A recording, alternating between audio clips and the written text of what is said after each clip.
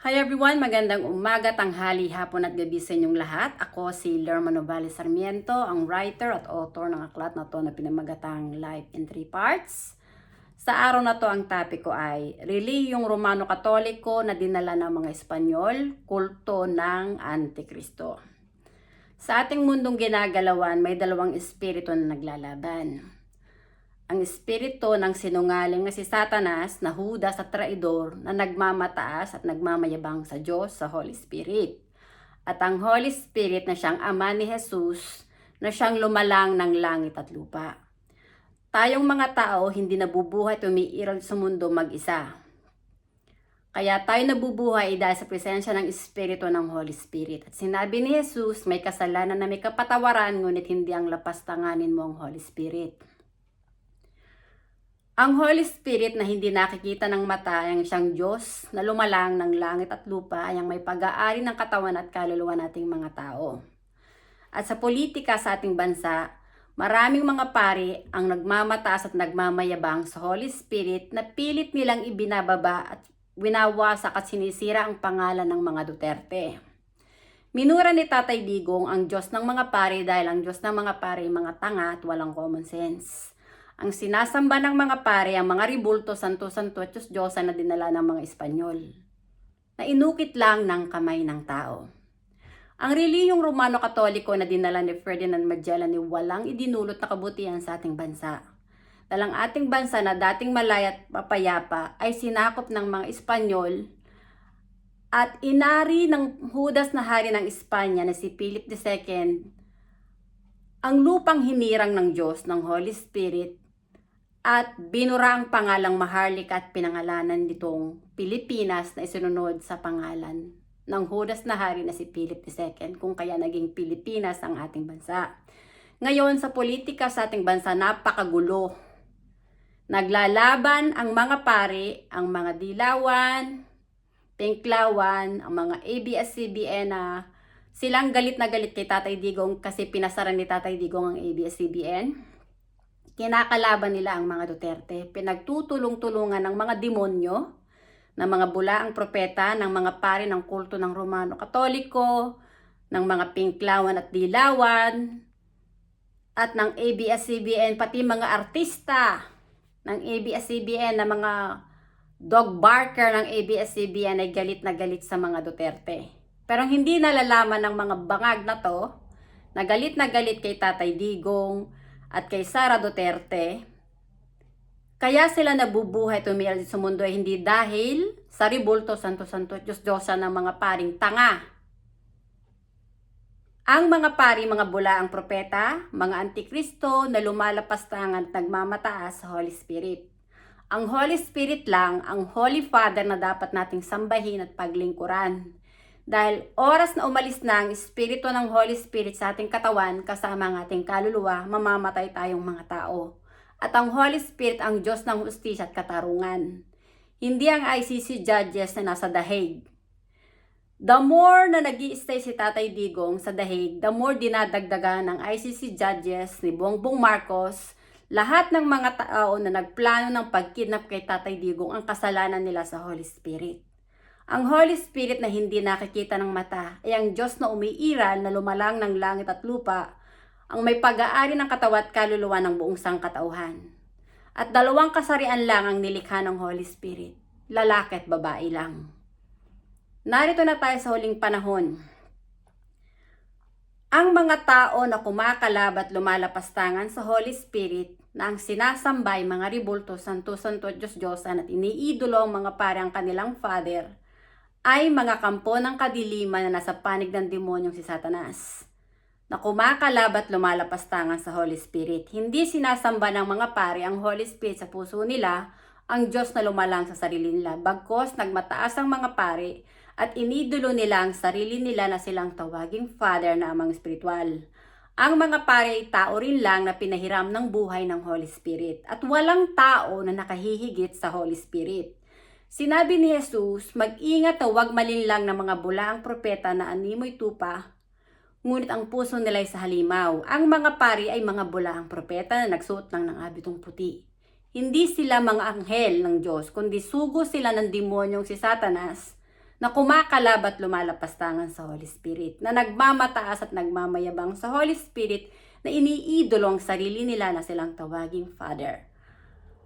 Tayong mga tao, kaya umiiral sa mundo ay dahil sa presensya ng Holy Spirit. At ang Holy Spirit na nasa katawan ni Tatay Digong, sa katawan ni Sara Duterte, sa katawan ni Bato de la Rosa, na siyang tumulong kay Bato para mapatalsik sa upuan itong Judas at traidor na si Tito Soto na matanggal sa pagiging Senate President. Honestly, ang katawan ni Alan Peter Cayetano, ay templo rin ng Holy Spirit. At ang Holy Spirit na parating kasama ni Alan Peter Cayetano ay ang totoong Holy Father at perfect God na siyang nananahan din sa katawan ni Tatay Digong at sa katawan ni Sara Duterte. Narito na tayo sa huling panahon. Ang relihiyong Romano-Katoliko na dinala ng mga Espanyol ay magigiba sa tulong ng Holy Spirit. Ang mga taong mananatiling Judas at traidor sa Holy Spirit na masasambahin nila ang Rebulto Santo Santo Diyos-Diyosa ng mga pare na dinala ng mga Espanyol ay mamamatay ang kanilang katawan at kaluluwa.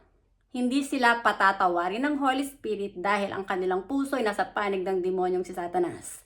Sa aklat na to, nasasaad ang pangalan ni Tatay Digong na isa siyang spiritual hero, spiritual warrior, na ang layunin niya ay pangalagaan ang mga inosenteng tao na nire-rape at pinapatay ng mga adik. Ang mga adik ay mga salot na sumisira sa sagradong templo ng Holy Spirit, na pinapatay ng mga adik ang mga inosenteng bata, gawa ng hayok at uhaw sila sa tawag ng kamunduhan at kalaswaan. At sinabi ng Panginoon, ang sino mang sumira sa aking templo'y wawasakin ko rin.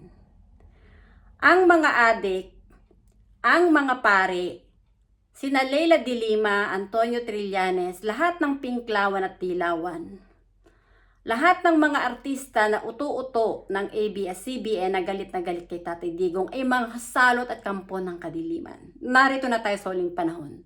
Ang labanan dito sa ating mundo ay Armageddon. Pag sinabing Armageddon, ito ay laban ng espiritual. Espiritong mabubuti laban sa espiritong masama. Ang mga Judas at traidor na naging kaisa ni Bongbong Marcos, ng mga pare, ng ABS-CBN, ng mga artistang mga mukhang pera dahil perang kanilang sinasamba, ay mga antikristo na nasa panig ng demonyong si Satanas. Ang mga tao na naging kaisa ni Tatay Digong, na naglalakbay sa spirito at katotohanan na mas pinapahalagahan ang kaluluwa ng kanilang kapwa, ay ang siyang mga naging kaisa ni Jesus na naglalakbay sa spirito at katotohanan na ang tanging sinasamba at kinikilala na Diyos ay ang espiritu ng Holy Spirit na nasa ating katawan. Ang Holy Spirit, ang perfect God at Holy Father na parating kasama ni Tatay Digong ang lumalang sa kanya. Hindi ang Pope ng kulto ng Romano-Katoliko na isang impostor, bulaang propeta at demonyo na nagmamataas at nagmamayabang sa Holy Spirit. Hinihikayat ko kayo na tanggapin niyo ang katotohanan sa mga aral ni Jesus na templo ng Holy Spirit ang inyong katawan. Magsisi kayo at magbalik loob sa Holy Spirit. Tumalikod kayo sa pag-idolo sa mga pari. Huwag niyo silang tawaging Father at huwag kayong sumamba sa mga Rebulto Santo Santo Diyos-Diyosa na inukit ng kamay ng tao dahil pamumusong yan at kasalanan na walang kapatawaran sa Holy Spirit. Oras na lagutin ng Holy Spirit ang kaluluwa sa inyong katawan, mamamatay kayo gawa ng sinamba nyo ay ang mga pari na inyong amang espiritual. At doon kayo sumamba sa mga Rebulto Santo Santo at Diyos-Diyosan. Hindi kayo patatawarin ng Holy Spirit at hindi rin kayo kikilalan ng Holy Spirit na anak ng Diyos at kapatid ni Jesus sa Espiritu dahil kayo'y mga bangag, mga tanga at walang common sense. Hindi nyo naunawaan na kaya kayo nabubuhay tumiiral sa mundo ay dahil sa presensya ng Espiritu ng Holy Spirit, hindi dahil sa mga rebulto na dinala ng mga Espanyol na silang mga demonyo, salot, na nagmamataas at nagmamayabang sa Holy Spirit. Ang Holy Spirit na siyang Diyos na lumalang ng langit at lupa, ang may pag-aari ng katawan at kaluluwa ng buong sangkatauhan, na siyang nananahan sa aking katawan ang tumulong sa akin para gawin ang aklat na to para magpahayag ng ebanghelyo sa buong mundo, na tangi ang Holy Spirit lang na nasa ating katawan ang dapat nating kilalanin na Holy Father na amang spiritual. Dahil ang Holy Spirit ang gumigising sa atin, hindi ang Pope ng kulto ng Romano-Katoliko, Hindi ang mga pari at hindi rin ang mga rebulto, santo-santo at Diyos-Diyosa na sinasayaw at kinakantahan ng mga paring tanga at walang common sense na minura ni Tatay Digong. Ang Holy Spirit lang, ang Diyos ng hustisya at katarungan na dapat sambahin, ibigin ng higit sa lahat at paglingkuran para maging anak tayo ng Diyos at kapatid ni Jesus sa Espiritu na ang kinikilala ng iisang amang espiritual ay ang Holy Spirit lang na nananahan sa ating katawan para maligtas ang ating kaluluwa na huwag mamatay gawa ng kasalanan. Ang mga pari ay mga bulaang propeta, mga antikristo, na kumakalab at lumalapastangan sa Holy Spirit ay mga demonyo na sugo ng demonyong si Satanas, na Judas at traidor at sinungaling. Magrepent na kayo, tumalikod kayo sa pagsamba sa mga rebulto, santo-santo, Diyos-Diyosan, at magbalik loob kayo sa Holy Spirit na siyang Diyos na totoo, na amang espiritual na nasa ating katawan para maligtas ang inyong kaluluwa na huwag mamatay gawa ng kasalanan. Ang hindi mo kilalanin ng Holy Spirit, ang Diyos na lumalang sa iyo, ay isang kasalanan na walang kapatawaran sa Holy Spirit. Hindi ka rin kikilalanin ng Holy Spirit na anak niya dahil Judas at traidor ka sa Holy Spirit na siyang Diyos na lumalang sa iyo. Maraming salamat sa inyong pakikinig at hanggang sa muli. Bye! Thank you!